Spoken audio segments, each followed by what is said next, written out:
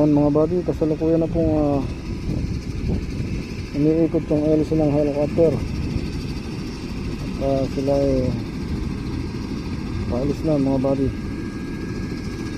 Ayan po mga buddy.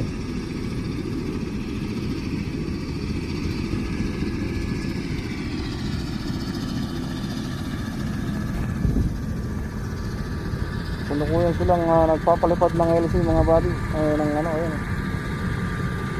Lumilipad na po yung papalipad na sila. Ito yung ano ko buddy.